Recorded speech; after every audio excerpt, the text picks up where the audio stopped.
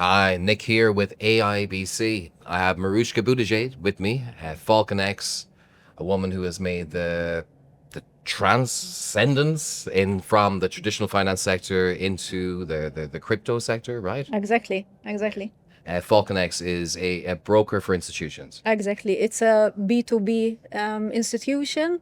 We are licensed here in Malta. Actually, we have been one of the first entities, VASPs, to be licensed in Malta. And now we are transitioning to MiCA in order to be able to offer our services across the whole EU, EEA member states. Great, and it's I guess in many ways it's a race to be, I guess, MiCA certified, right? Yes, of course. I mean, definitely there are some deadlines which need to be met. And now the clock is ticking because we only have till the end of June of 2026 to make sure that we convert our license. And the regulatory requirements are sort of constantly changing, and new things are coming out. So definitely it is a race against time. Cool. And in this age of where crypto is being regulated, which is, I guess, what was been thought, and this decade was to be the decade of crypto regulation. But this idea of being first, because with the license in hand, the whole of Europe there, I guess there's a number of companies who want to have the first mover advantage, right? Yes, definitely. And that is something which is important. I mean, the European market is still relatively untapped, especially in certain niches.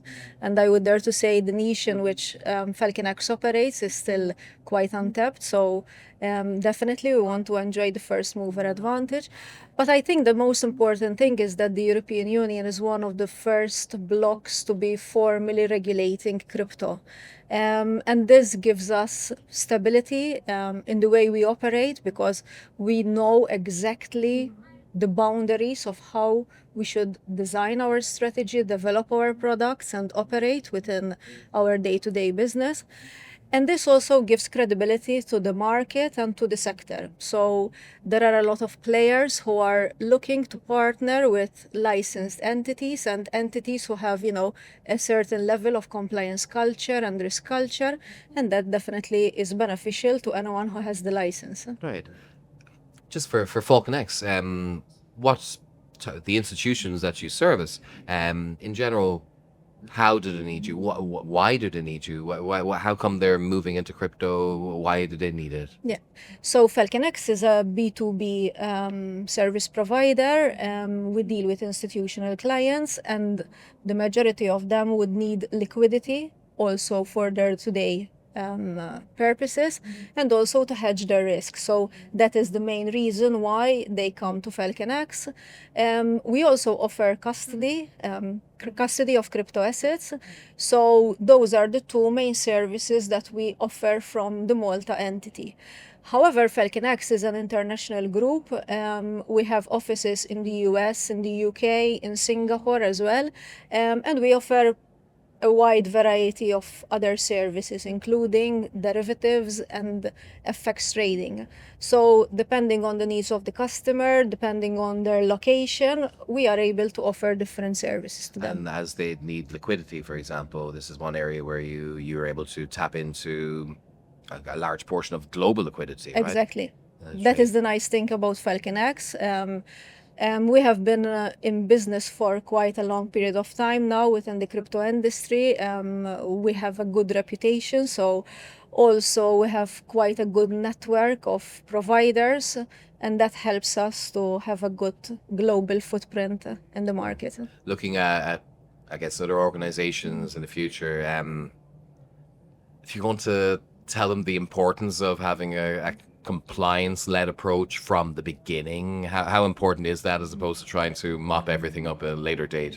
Yes, definitely, especially if you're still setting up and you're still starting. I think that compliance is key, and it's important that you have people from compliance on day one rather than waiting for the regulator to impose the addition of a compliance officer or compliance people. Reason being that if you're not compliant from day one, when you're still designing your systems, your processes, you end up having to change everything at a later stage. And that only means costs and delays. So, my recommendation, also from my experience, having worked with several startups, it's important that compliance have a seat around the table from day one. Great. What are you looking forward yourself to, future, your expectations, projections? You've been in this industry, you've been in Malta all your life. You've seen, I guess, what we're doing. You're part of the growth story in itself, especially moving into this sector from traditional. What are you expecting? Yeah, I'm expecting that the crypto industry is going to become bigger, more relevant. The lines between what we call the traditional finance and the digital finance and the crypto are going to become very blurred. At some stage, you won't even recognize the difference between the two sectors. Also, because the regulatory environment is similar in both sectors. So the basic pillars upon which regulation have been set up are similar both in the traditional finance and also in the crypto environment. So all in all, if I had to project something, I would say that the crypto industry is going to grow further, even more so because now we're more stable, more regulated, and this gives us also credibility. Wonderful. Thanks for being part of that credibility and stability. Welcome. Ms. Buttigieg, thank you for being with us. FalconX. Nicholas signing off from AIBC.